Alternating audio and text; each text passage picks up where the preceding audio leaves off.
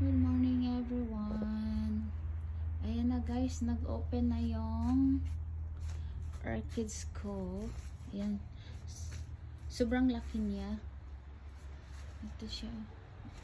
Yung dito, nag-open na. Ayan. Ayan yung bulaklak niya.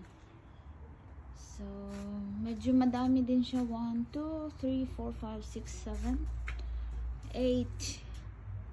So, may 8 siya na tangkay ng bulaklak. Yan. Ang lalaki ng ano niya, guys. Ang lalaki ng ano niya. Bulaklak niya.